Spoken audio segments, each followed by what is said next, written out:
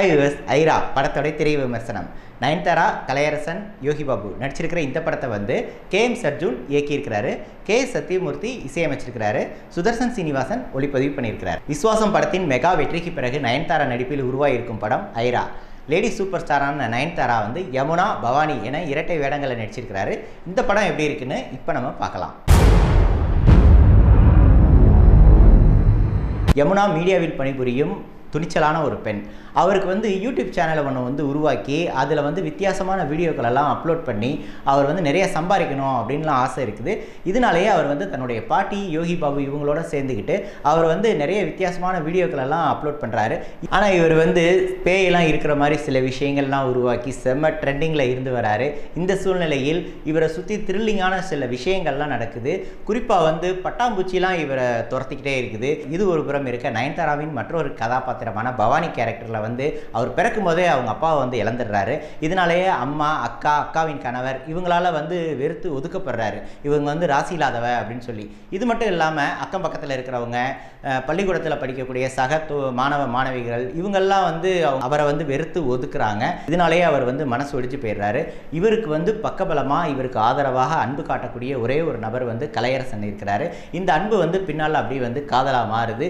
இது வந்து ரெண்டு பேருடைய வீட்டுக்கும் தெரிய வருது. இது தெரிய வந்தோடனே கலையரசருடைய அப்பா வந்து அவர் வந்து வேற ஒரு ஊருக்கு அனுப்பிச்சி வச்சுறாரு வேலை விஷயமா. நயன்தாரா வீட்டில் வந்து நயன்தாரா வந்து அவங்க அக்கா, அம்மா எல்லாம் வந்து வெறுத்து ஒதுக்கி வீட்டை விட்டே துரத்திடுறாங்க. உடனே நயன்தாரா வந்து வேற ஊருக்கு வந்து ஒரு ஹோட்டலில் வந்து வேலை பார்த்துட்டு இருக்கிறாரு. எதிர்பாராத விதமாக கலையரசனை வந்து அங்கே சந்திக்கிறாரு. உடனே அவங்க ரெண்டு பேரும் திருமணம் செய்யணும் அப்படின்னு சொல்லி முடிவு பண்ணுறாங்க.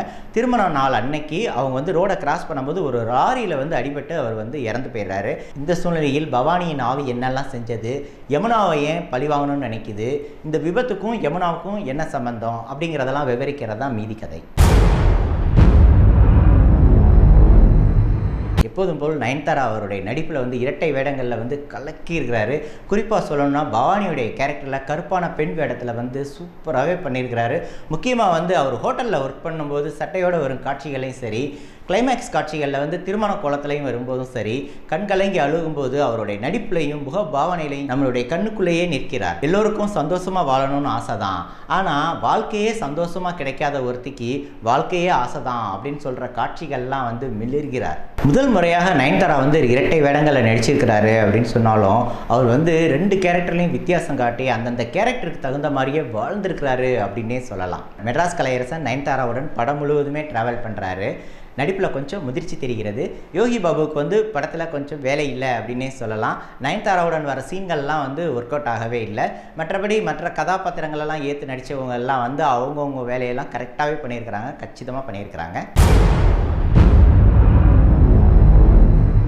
இயக்குனர் சர்ஜுன் முன்பாதியில் வந்து கொஞ்சம் பேய் படம் போலேயே கொண்டு போயிருந்தாலும் பின்பாதியில் வந்து கொஞ்சம் எமோஷனலாகவே மாற்றியிருக்கிறாரு. முன்பாதியில் வந்து கொஞ்சம் அழுத்தமில்லாத பல சம்பவங்கள்லாம் காட்டியிருந்தாலும் பின்பாதியை வந்து அது கொஞ்சம் ஈடு கொடுத்துருக்குது. கருப்பாக வரும் நயன்தாரா வந்து மற்றொரு நயன்தாராவை வந்து ஏன் கொல்ல வராரு, அவர் ஏன் கொல்ல முயற்சிக்கிறாரு அப்படிங்கிறத வந்து கடைசி வரைக்கும் த்ரில்லிங்காகவே வச்சிருக்கிறாரு. KS சுந்தரமூர்த்தியோட இசையில் திகில் படத்துக்கு எந்த அளவுக்கு இசை கொடுக்க முடியுமோ அந்த அளவுக்கு கச்சிதமாக கரெக்டாகவே கொடுத்துருக்கிறாரு. பின்னணி இசையில் வந்து பின்னி பெடல் எடுத்திருக்கிறாரு. மேகதூதம் அப்படிங்கிற பாடலை வந்து மக்கள் மனதை வந்து கொள்ளையடிக்கும் அப்படிங்கிறது வந்து உறுதி. சுதர்சன் சீனிவாசனின் ஒளிப்பதிவு இந்த படத்துக்கு கொஞ்சம் கூடுதல் பலம் அப்படின்னே சொல்லலாம். ஏன்னா திகில் காட்சிகள்லாம் ஒவ்வொன்றையுமே வந்து நம்மளை வந்து பயமுடுத்துகிற விதத்திலேயே வந்து காட்சிப்படுத்தியுள்ளார். கார்த்திக் ஜோகேஷின் எடிட்டிங் வந்து கச்சிதமாகவே பொருத்தி இருக்கிறது. ஏன்னா படத்திற்கு தேவையான காட்சிகள்லாம் வந்து கோர்வையாகவே கொடுத்துள்ளார். மொத்தத்தில் குறைகள் சில இருந்தாலும் அவையெல்லாம் ஒதுக்கி வச்சுட்டு ஐராவை வந்து நயன்தாராவிற்காகவே பார்க்கலாம். தொடர்ந்து இது போல வீடியோஸ் பார்க்குறதுக்கு கீழே இருக்க சப்ஸ்கிரைப் பட்டனை கிளிக் பண்ணுங்கள்.